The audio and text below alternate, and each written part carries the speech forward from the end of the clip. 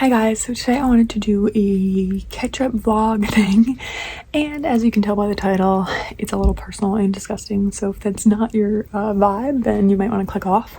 But I was diagnosed with IBS, and I'm not surprised. I've mentioned a few times I have thought that that's what I have, but I thought I'd kind of run you guys through my symptoms and the diagnosis and all that good stuff, because I feel like this is something a lot of people probably have and don't realize it.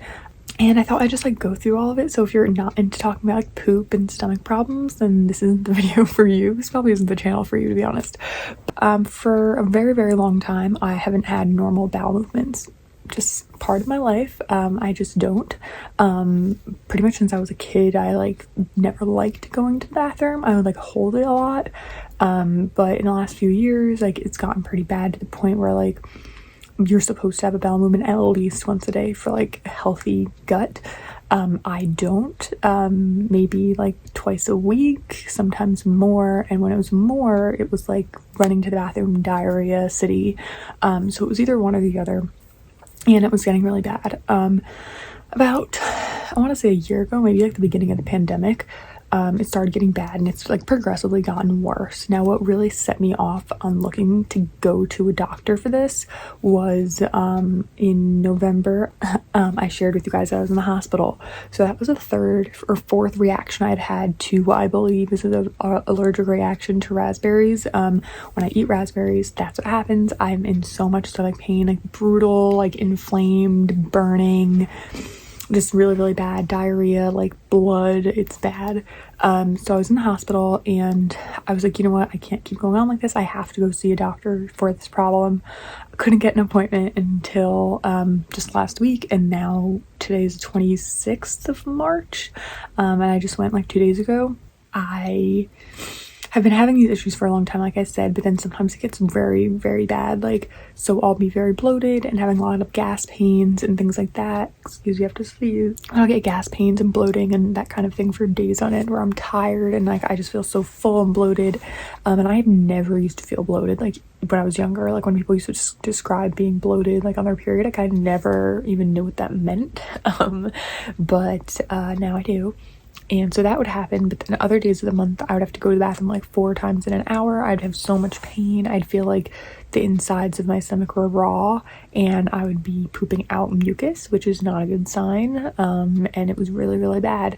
So I would go to the bathroom like sometimes during the week, so painful that like it would be tearing, it would be bad. Or I would go so bad that it was burning and like so much and like liquid. So it was one or the other, and it was getting really, really bad to the point where like my anxiety was getting worse. You know how usually like if you have anxiety, you know, like it gives you kind of stomach problems, like you kind of have to go to the bathroom, things like that. But mine was like kind of getting to the opposite, where like my stomach problems were irritating my anxiety, where I would like not want to go places because I was afraid I'd have to go to the bathroom. Like I'd be like not wanting to eat at a certain place, like not a certain place, like anywhere but home. Like I wouldn't want to eat because I was afraid it was going to make me go to the bathroom. And obviously that's not good. It was getting to the point where like if I'm driving somewhere even like 20 minutes away, I'd have to like pull into like a quick check to use the bathroom. Like it was getting really frustrating. So finally went, I told the doctor my symptoms, and I was like, listen, I think it's IBS. It's just like from the research I've done. And he was like, likely, like he was like, honestly, that's what I think it is too. And he's already given me medications for it. But so I actually printed out and wrote down all my symptoms and gave him like a whole list just so I wouldn't forget anything. And he is testing me for celiacs, so I am getting that test next week. But he said it's very likely not that. He says he just has to rule it out because one person in my extended family does have it. But he really doesn't believe that that's what this is, because my symptoms anyway, like the one thing that I can eat that like helps me like feel a little bit steady is like bread and pasta and things like that. So I don't think that's what it is, neither is he, but we have to do the test, so I'll keep you like updated on that. But as of now, he just technically diagnosed me with IBS, and it's not one or the other, it's like the mix. So that's always fun. So he's giving me, I already take stool softeners, I take probiotics, and I take fiber. And he said that because my problem, the probiotic probably isn't helping, and that I don't really need it because the probiotic is more for like gut balance and stuff, and that's not really what it is when you have IBS. So he said that when I use that up, I don't really need to keep doing that, which is good because I think it gives me a lot of gas. He said the fiber probably just isn't enough, and he said that the stool softener I should double up on. My only thing is like, stool softener fine, but like I hate taking laxatives. Like I've taken them in the past when I've been very constipated, and they end up making me like sweat profusely and like feel like I'm dying. And he said that can happen, but what he's going to do is actually give me a prescription laxative that I can take every day with food. That should help me be more regular, which I'm hoping will work. I haven't gotten that yet. He's also going to give me something called Protonics, which is something I've taken in the past for stomach pain, for like the burning kind of stomach pain, and it coats your stomach essentially, so that raw feeling isn't as potent. And then he also told me to pick this up. It wasn't cheap, but I got it at Target, and I had 2 coupons on the app for it. One was $2 off, one was 20% off. So hopefully they continue that in the future, and it's called IB Guard. So it's a pill for IBS, and I took it for the first time yesterday, and I literally never felt better. At least my stomach hasn't. It's a weird looking pill. I will show it to you, but it says for IBS symptoms, abdominal pain or discomfort, bloating, diarrhea, constipation, and urgency. So essentially what it is peppermint oil in a pill. And that sounds crazy, but my doctor is very like adamant that these are very good. And it does say gastroenterologist recommended. And so this is a box. It's like $25 for 48 capsules, which isn't much because you're supposed to take 2 3 times a day when you're in a flare, and then 2 once a day regularly. So I took 2 yesterday, and they look like a pill that would turn you into a frog, I swear. They look like this. They're bright green, and I don't know if you can see, there's like little like circles in them, and they smell like peppermint, which is, I guess, pleasant. They're pretty big capsules, so if you struggle with pills, it says something like, does it say that? Oh yeah, so he says swallow them whole, which is what I did, or you can open and mix with applesauce. So if you don't like swallowing, that might be your funny. That might be what you choose to do. But so far I'm already loving this, so I can only imagine that the other stuff he's going to give me is going to help. I have already increased my intake of stool softener, and I'm just really hoping that this is it. Like, with the people I've told so far, like, yeah, I've been diagnosed, they're like, oh, I'm sorry. I'm like, yeah, but like I'd rather be diagnosed because then I can at least like monitor it and like manage it. Before I was diagnosed, I was just kind of like going, like taking Tums all the time and like didn't know what else to really do. So I'm pretty happy with this diagnosis. I'm not happy, but like I'm glad to have a diagnosis rather than it be unknown. I knew I had some kind of issue, and I want you guys to know, because the people who I know watch me, like the age range and everything, and because a lot of you did find me, I feel like when I was doing a lot more anxiety videos, my doctor actually said that IBS is extremely common in young women with anxiety. So just so you know, if you do have stomach issues, it could be related to anxiety.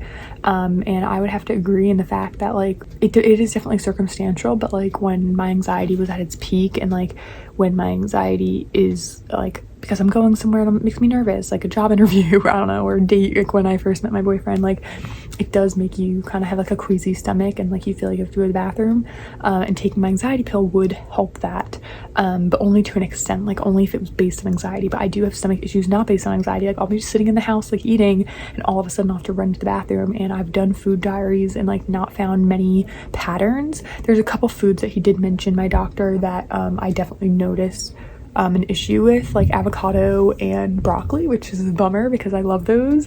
But he did say that I don't have to cut anything out, just to like cut down and avoid it, and like you'll notice if you eat a lot of it that you won't feel well. And like honestly, having this doesn't mean that I can just eat whatever I want and like be fine, but it definitely like gives me some clarity and like know foods which to avoid, which maybe I should just eat at home when I'm comfortable and not eat like when I'm out. I already was avoiding broccoli just because the last few times I had it, I had really bad reactions.